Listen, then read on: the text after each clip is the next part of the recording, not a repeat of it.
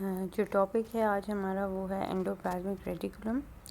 Endoplasmic reticulum was discovered in 1902 by Italian scientist Emilio Verratti. He was the scientist who discovered the endoplasmic reticulum. Portal et al. Showed that electron micrograph that does contain a lace-like network of strands throughout the cytoplasm. 1945 में एक scientist ने कहा कि electron micrograph के through हम cell के अंदर देख सकते हैं जिसमें कि लेस लाइक नेटवर्क होता है, बहुत सारे स्ट्रैंड्स होते हैं साइटोप्लाज्म के अंदर और उनको एंडोप्लाज्मिक रेटिकुलम कहा जाता है।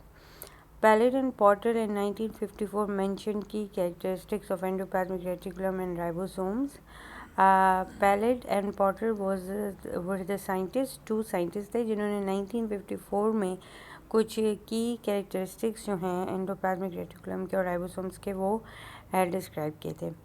In 1966, George Pallet generated a transmission electron micrograph illustrating that endoplasmic reticulum is studded with granules.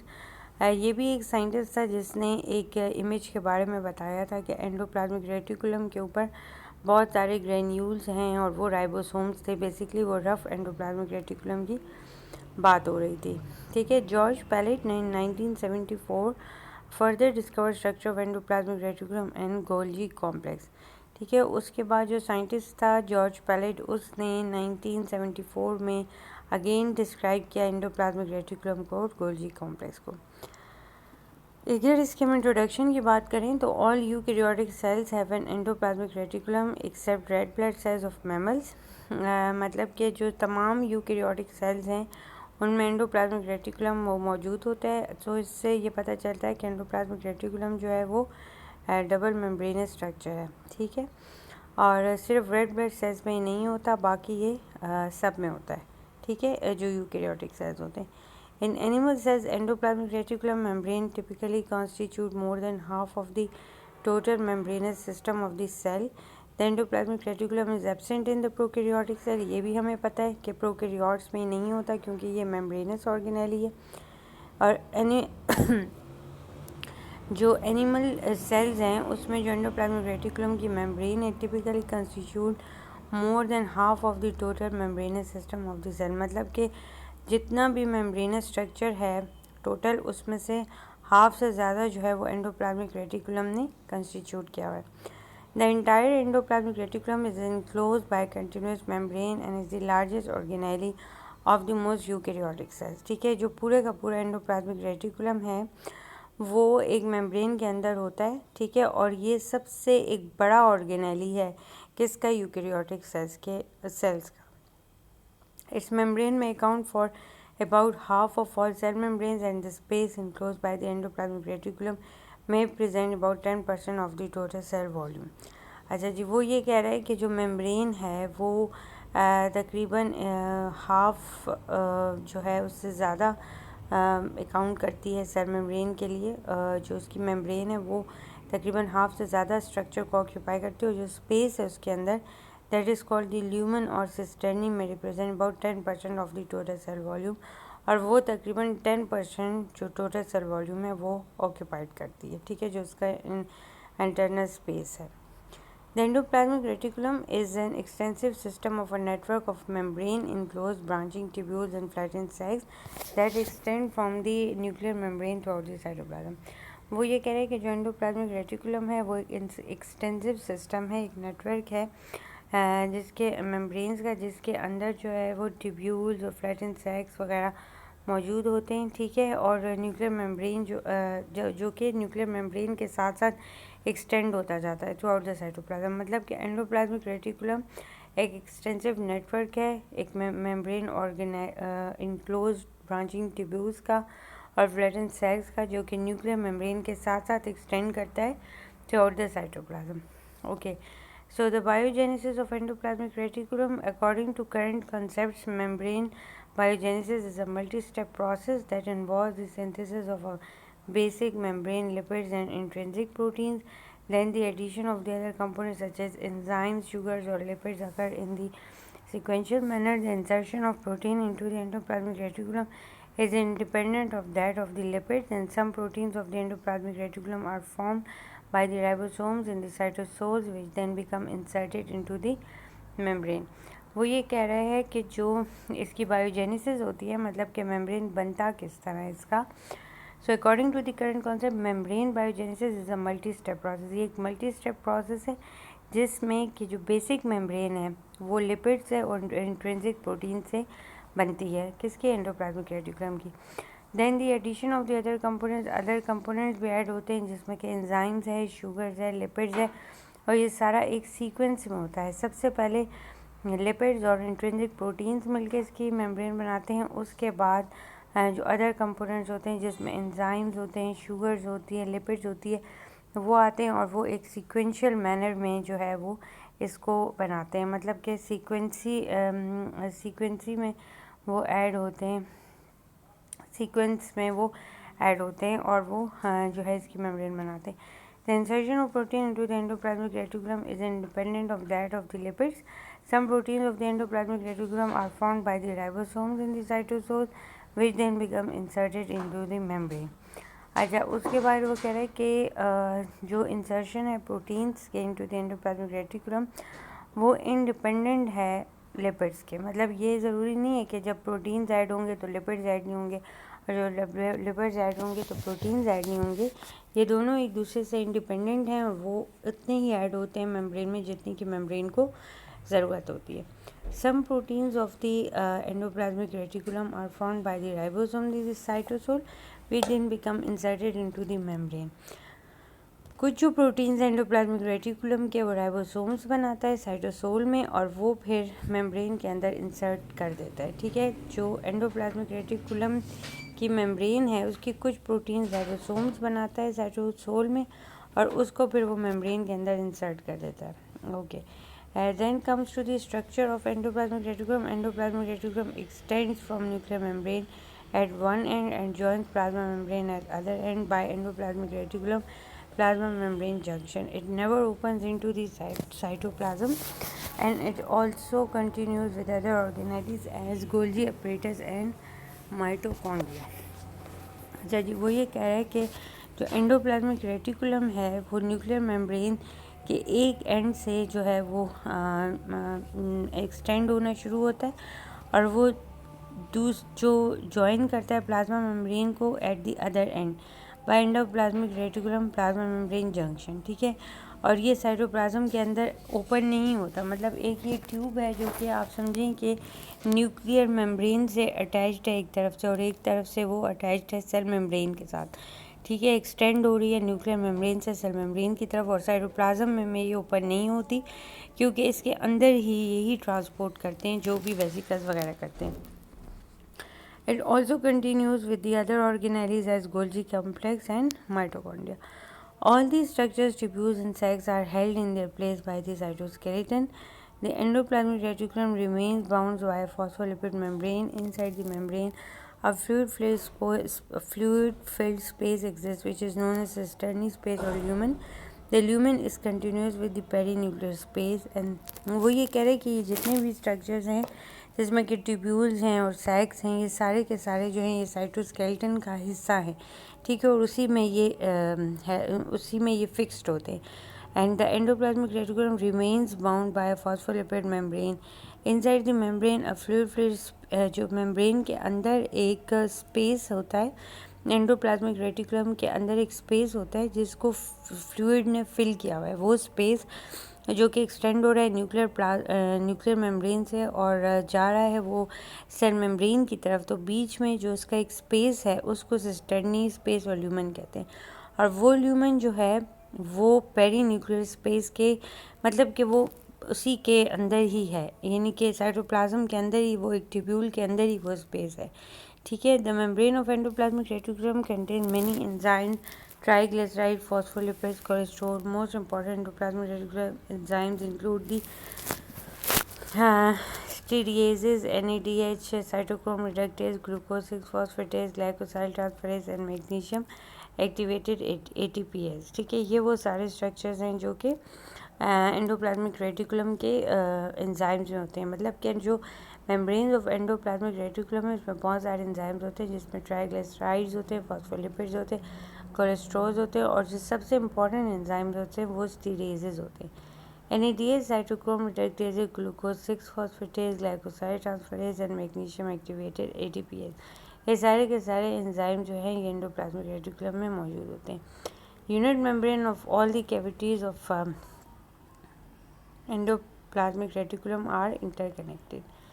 In electron microscope, the cross section of endoplasmic reticulum appear as two parallel membranes separated by a narrow light space about the 4 nanometer wide. ठीक है, ये इसकी एक diagram है जिसमें कि बताया हुआ है इसके रफ स्मूथ एंडोप्लाज्मिक रेटिकुलम को भी बताया गया है और रफ एंडोप्लाज्मिक को भी बताया गया है। इस डायग्राम को आप इतनी ज़्यादा याद करने की जरूरत नहीं, जस्ट आपके पास एक कॉन्सेप्ट होना चाहिए इसका। ठीक है कि रफ एंडोप्लाज्मिक रेटिकुलम कैसा होता है और स्मूथ कैसा होता है। रफ में ऊपर राइबोसोम्स अटैच्ड होते हैं और स्मूथ के ऊपर नहीं होते। Okay, components of endoplasmic reticulum. On the basis of morphology, endoplasmic reticulum is made up of 3 types of structures: cisternae, tubules and vesicles. ठीक है, जो कि मॉर्फोलॉजी के लिहाज से अगर देखा जाए तो एंडोप्लाज्मिक रेटिकुलम में हमारे पास 3 टाइप्स के स्ट्रक्चर्स होते हैं। सिस्टर्नी होती है, वेसिकल्स होते हैं और ट्यूब्यूल्स होते हैं। सिस्टर्नी क्या होती है कि these are long flattened satellites unbranched tubules arrange parallel forming bundle.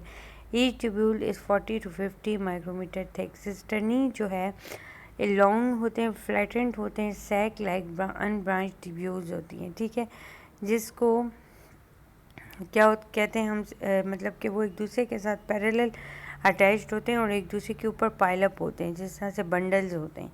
ठीक है, और हर ट्यूब्यूल जो है वो 40 to 50 माइक्रोमीटर थिक है।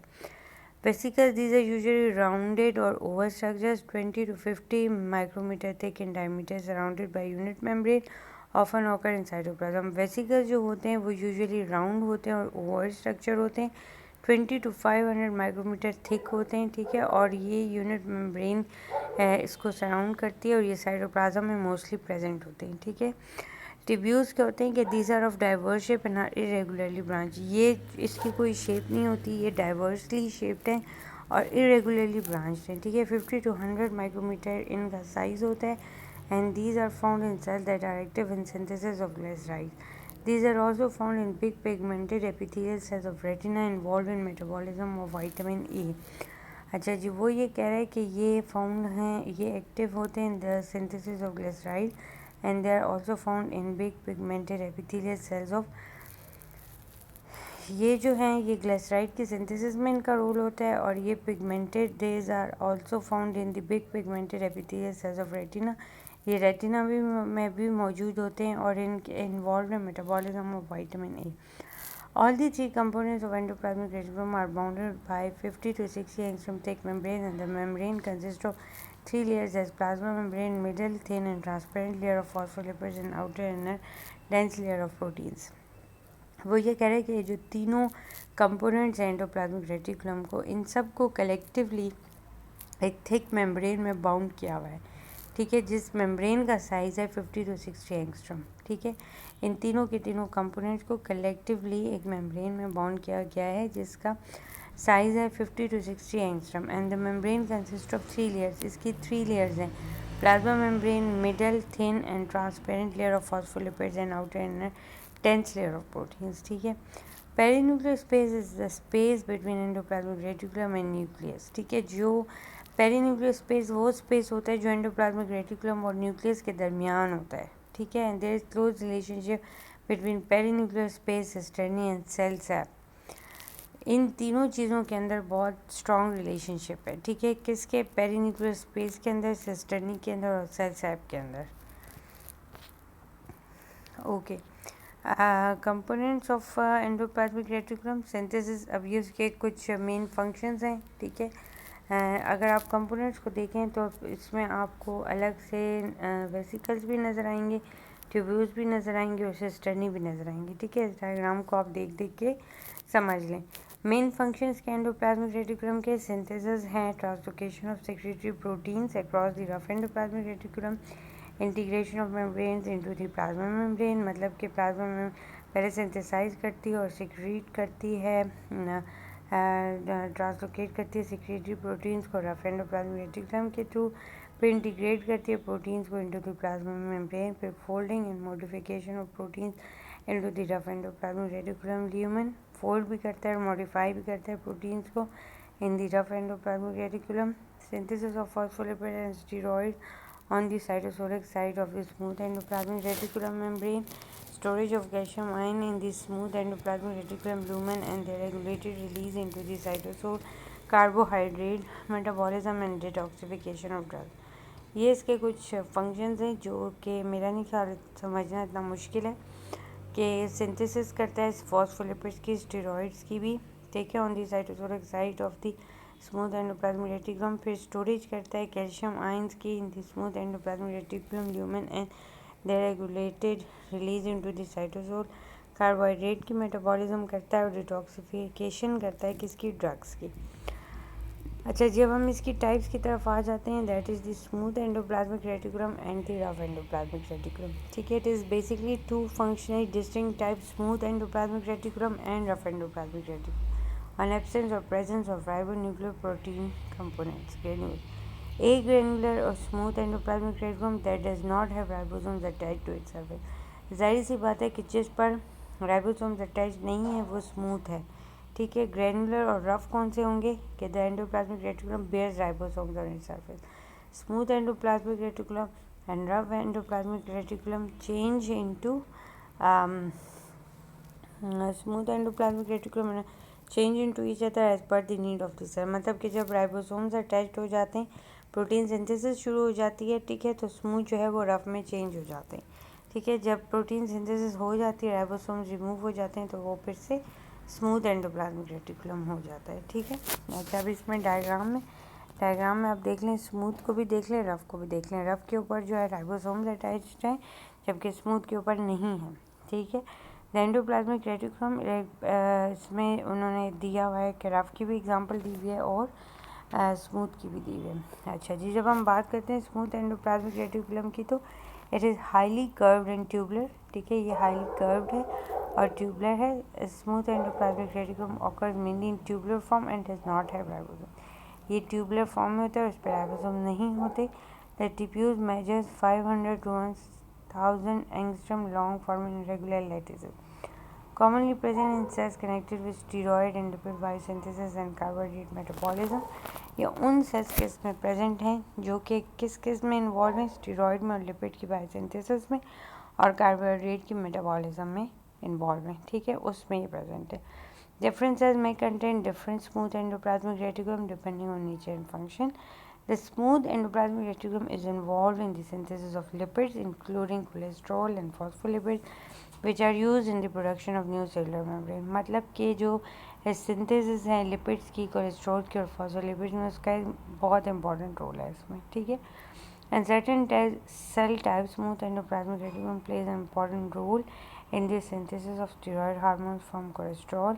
इन सेल्स ऑफ द लिवर जो है मतलब कि स्मूथ पहले वो कह रहा है कि स्मूथ एंडोप्लाज्मिक रेटिकुलम सिंथेसिस में इन्वॉल्व है और फिर लिवर सेल्स में जो स्मूथ एंडोप्लाज्मिक रेटिकुलम है, it contributes to the detoxification of drugs and harmful chemicals. The sarcoplasmic reticulum is a specialised type of smooth endoplasmic reticulum that regulates the calcium ion concentration in the cytoplasm of striated muscle cells and regulates the contraction of muscles, ठीक है। Sarcoplasmic reticulum जो वो है जो कि muscle cells के अंदर है और ये एक स्पेशलाइज्ड टाइप है स्मूथ एंडोप्लाज्मिक रेटिकुलम की, जो क्या करता है, रेगुलेट करता है कि मसल्स के अंदर कैल्शियम आयन कंसनट्रेशन को in the cytoplasm of striated muscle cells and regulate the contraction of muscle। और फिर ये क्या करता है, मसल्स की कंट्रैक्शन को भी रेगुलेट करता है by the regulation of calcium ion concentration in the cytoplasm.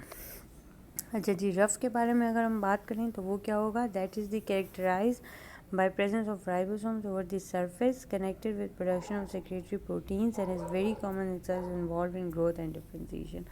अब वो सेल्स जो ग्रोथ और डिफरेंशिएशन में इन्वॉल्व हैं उसमें इनका बहुत बड़ा रोल है, ठीक है। Rough endoplasmic reticulum is named for its rough appearance which is due to ribosomes attached to its outer surface. Rough endoplasmic reticulum lies immediately adjacent to the cell nucleus and its membrane is continuous with the outer membrane of the nuclear envelope. इस जो rough endoplasmic reticulum होता है वो बिल्कुल nucleus के साथ चिपका हुआ होता है, क्योंकि प्रोटीन की सिंथेसिस होती है जो न्यूक्लियस में होती है और साइटोप्लाज्म में। तो साइटोप्लाज्म में उसको राइबोसोम जो है वो रेगुलेट करते हैं, इस वजह से वो न्यूक्लियस के साथ अटैच्ड होता है। और इसकी जो मेम्ब्रेन है वो भी न्यूक्लियर मेम्ब्रेन के आउटर मेम्ब्रेन के साथ कंटिन्यूअस है, ठीक है। Rough endoplasmic reticulum is found through the cell but the density is higher near the nucleus and the Golgi apparatus। जो रफ एंडोप्लाज्मिक रेटिकुलम है वो पूरे सेल के अंदर होते हैं, लेकिन वो उसकी डेंसिटी कहाँ पर हाई होती है, न्यूक्लियस के नज़दीक और गोल्गी apparatus के नज़दीक आपको ये ज़्यादा नज़र आएंगे। Ribosomes are ribonucleoprotein particle present either free in cytoplasm or attached to endoplasmic reticulum। मतलब कि जो राइबोसोम्स हैं वो राइबोन्यूक्लियोप्रोटीन पार्टिकल्स कहलाते हैं और वो या तो साइटोप्लाज्म में फ्रीली अवेलेबल होते हैं और या वो एंडोप्लाज्मिक रेटिकुलम के साथ अटैच्ड होते हैं, ठीक है, और outer surface of nuclear membrane, या फिर वो न्यूक्लियर मेम्ब्रेन के आउटर सरफेस पर भी मौजूद होते हैं। Ribosomes are placed for protein synthesis and synthesize structural proteins when present free in cytoplasm and secretory proteins when attached to endoplasmic reticulum। वो ये कह रहा है कि राइबोसोम जो है वो प्रोटीन की सिंथेसिस में उनका रोल है, ठीक है, और जो वो स्ट्रक्चरल प्रोटीन्स बनाते हैं जब वो साइटोप्लाज्म में फ्रीली अवेलेबल होते हैं। मतलब वो राइबोसोम जो साइटोप्लाज्म में फ्रीली अवेलेबल होते हैं वो स्ट्रक्चरल प्रोटीन बनाते हैं, और जो राइबोसोम्स एंडोप्लाज्मिक रेटिकुलम के साथ अटैच्ड होते हैं वो सेक्रेटरी प्रोटीन्स बनाते हैं, ठीक है। So this is all about the endoplasmic reticulum. Thank you very much.